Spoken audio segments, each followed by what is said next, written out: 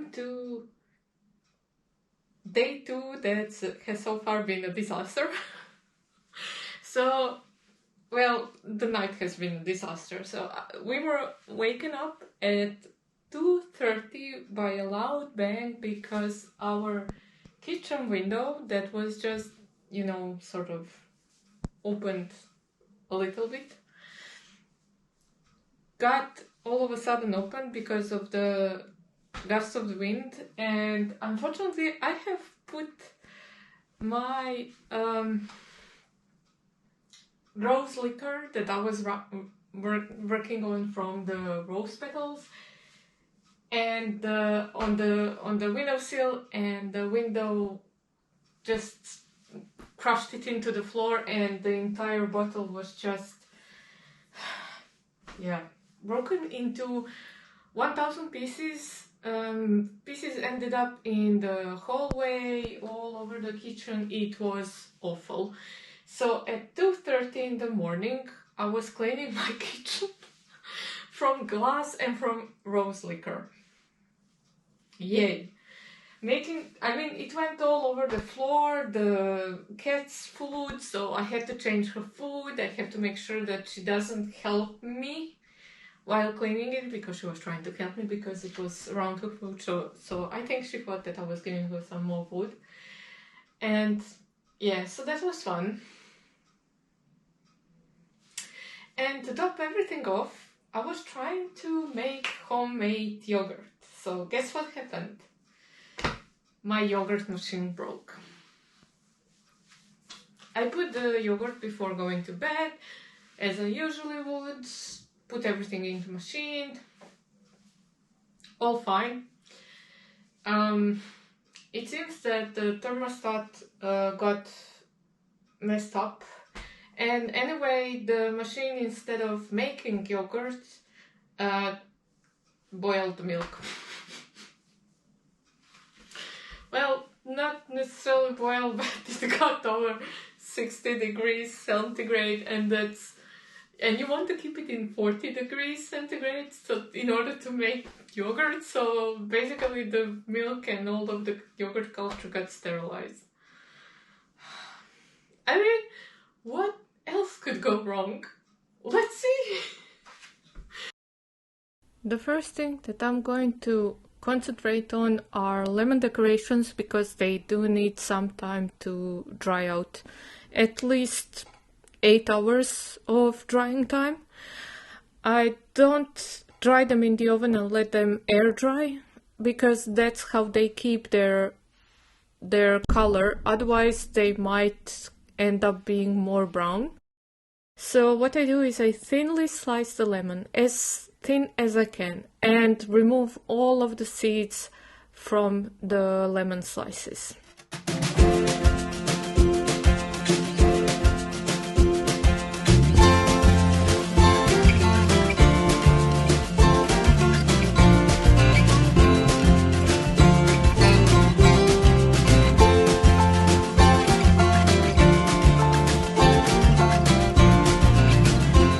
That the lemon is sliced and all of the slices are in the pot that I'm going to cook with, I'm going to do just a simple recipe for simple syrup, which is 1 cup of sugar, 1 cup of water. Because I like to omit the sugar, I'm going to actually add 3/4 of a cup of sugar and 1 full cup of water.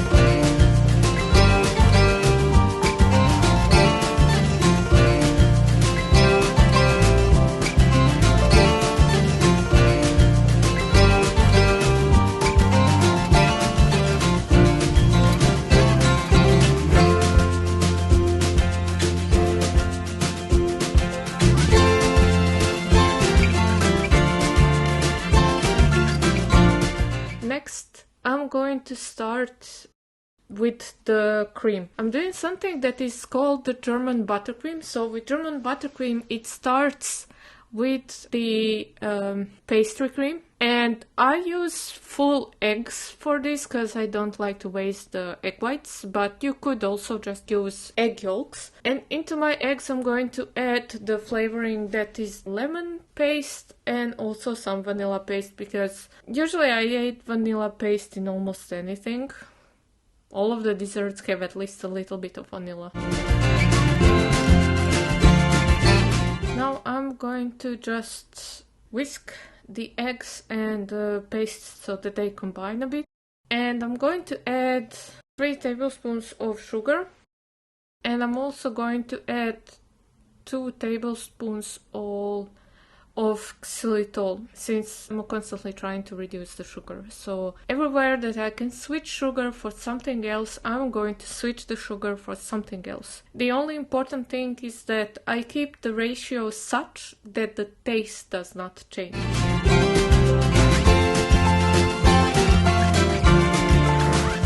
After I have whisked the sugar, the sweeteners into my eggs, I'm going to add them onto the range and just start slowly to heat them up. Start real slow. Usually this type of cream would be created in a double boiler, but I like to risk it and work directly on the stovetop. I'm going to add 1 cup of milk combined with 1 tablespoon of cornstarch. Now I actually wanted to do a lemon curd, and I forgot that the curd is eggs and lemon juice and not eggs and milk. So instead of making lemon curd, I made the usual pastry cream that is used for the German buttercream. So it's no big deal, just that the lemon curd would give a bit more lemony taste. I'm also adding a bit less milk than you're supposed to, because I would like the color of the cream to be a bit more yellow than white. You need to whisk this a lot, and at one point your cream is just going to start to thicken. And in my case, because I have raised the temperature to the medium-high heat, I should have lowered it right now, but as soon as it starts getting thick, you need to start whisking like your life depends on it.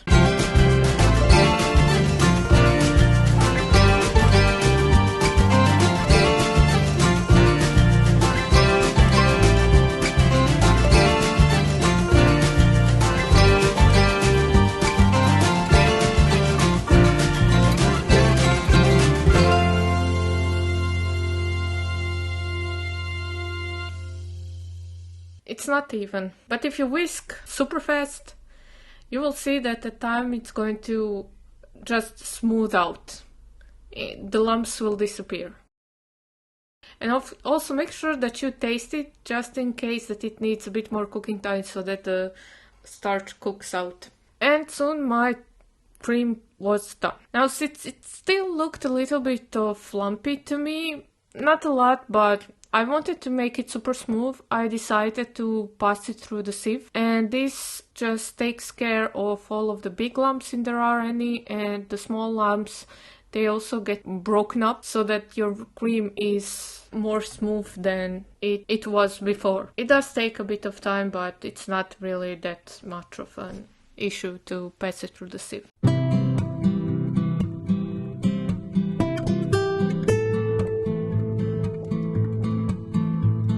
One thing that I learned the hard way is when you're removing the pastry cream from the outside of the sieve, do not use the same spatula that you used to push it through the sieve, because otherwise you're going to get the lumps in the cream again. So you're going to transfer the lumps from the used spatula to the cream that you have just smoothed out. So use a new spatula and use that one to just level the cream out, and don't do this.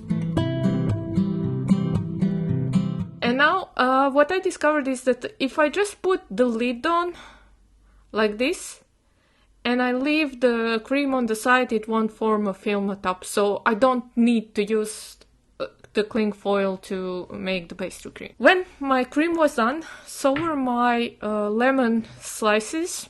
They have now cooked enough in the simple syrup that they are almost translucent. So I'm going to put a layer of sugar in one big container, and then I'm going to put the slices of lemon on this sugar. Depending on how good were you slicing the slices, some will be done before the others, and so I will just slowly be taking out the ones that are done. And then when I have taken all of them out, I'm also going to save this syrup because it's super concentrated lemon flavor.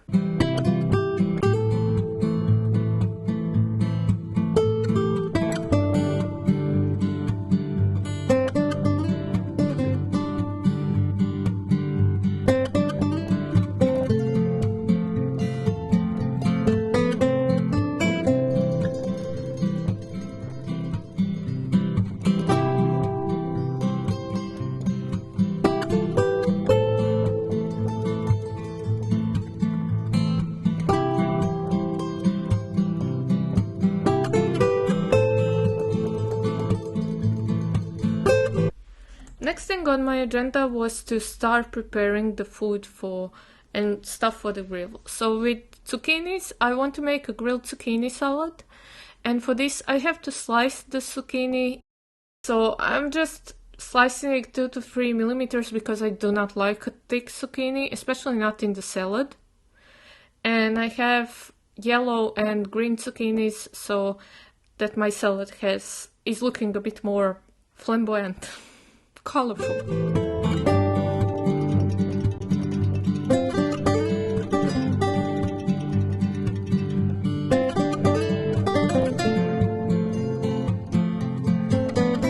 And I'm going to add the zucchinis into the container that I'm going to take them into the garden. But I'm not yet going to put any salt or pepper on them, season them in any way.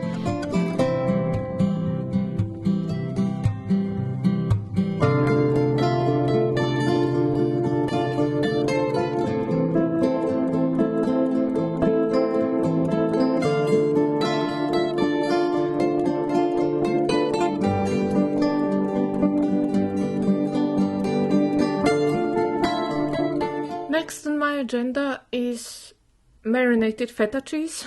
As you already know, my yogurt machine broke down last night, so I had no yogurt for the yogurt cheese. Otherwise, I would do the marinated yogurt cheese, which is just as beautiful as feta. And for this, I'm going to use the parsley, the lemon, chili, pepper, and olive oil. So for the parsley, I need a lot of parsley for this dinner. And I'm just going to remove the stems from all of the leaves. And then the stems I'm going to add into the jar for marinated feta cheese. And the rest I'm going to wash a bit more because the leaves were a bit gritty. Then I'm going to add a couple of pieces of chili. Now, if I wasn't doing this for guests, I would add the entire chili and maybe 2. But since I was doing it for the guests, I decided to go a bit less piquant, and I'm also going to add the whole and slightly crushed pepper that is from my pepper mill. And then when I have everything from the seasonings in the jar, I'm going to add my feta cheese cut into the small cubes. So just make them a nice size that will fit into your jar and that will be easy to eat.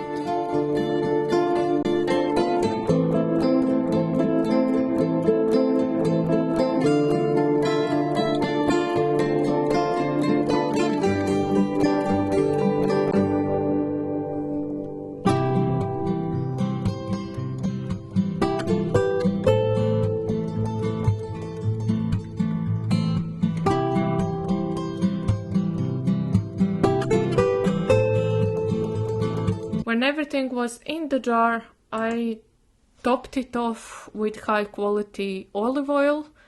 Now for this you really want to use cold pressed high quality olive oil. Don't try to skimp. It's important that this is super high quality olive oil. So you want to really press that feta cheese into the jar and then put on the olive oil.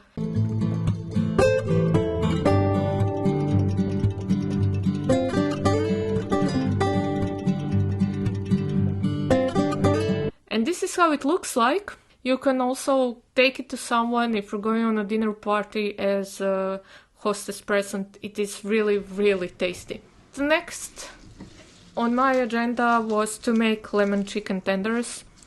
And usually these I put on skewers and I barbecue, but I had only one skewer. I forgot to buy them, so I just decided to not skewer them, and this was just as fine. For this I needed to chop a bit of parsley.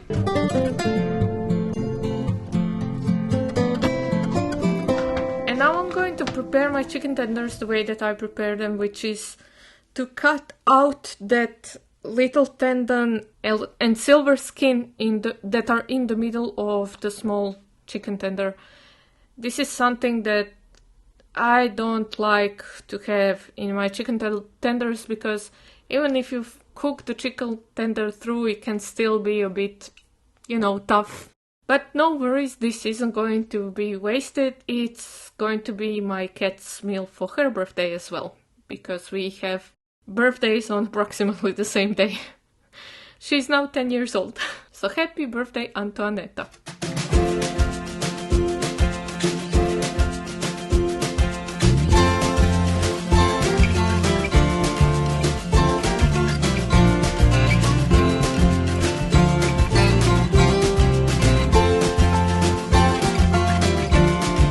Okay, now that my chicken tenders were done and I have also prepared the meal for my cat, I will continue with the recipe.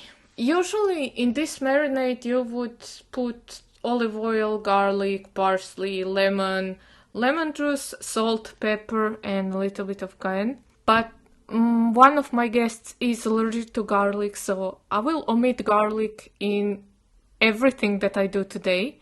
Even though garlic goes into the chicken, garlic goes into the grilled zucchini salad. So these are the dishes that can include garlic, but since he's my friend and I don't want him to get hurt, I'm going to omit the garlic.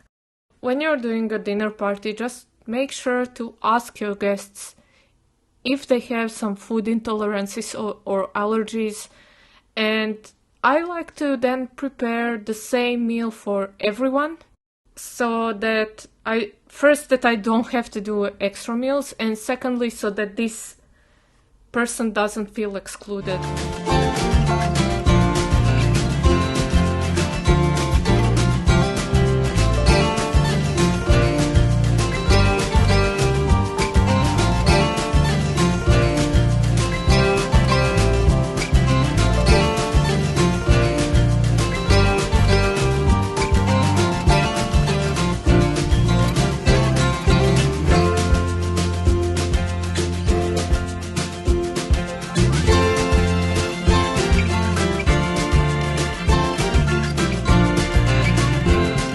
Next thing that I'm going to do are kebabs, as I call them, but actually these are called cevapcici. And in my family recipe, usually we don't add garlic, we just use salt and pepper.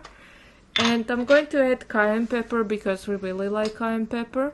Some people even put paprika in, but in my honest opinion, cevapcici should be without paprika in the meat. I mean, even cayenne pepper is questionable, but okay, it's called pepper, so that's why I can use it. But I mean, let's be a bit of a purist, eh?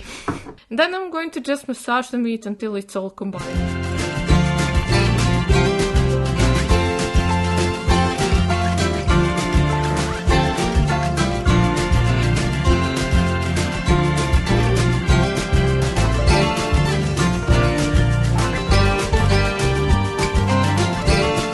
When I finished, I took a look at it and it looked like a bit too little salt and pepper, so I mixed a bit more pepper.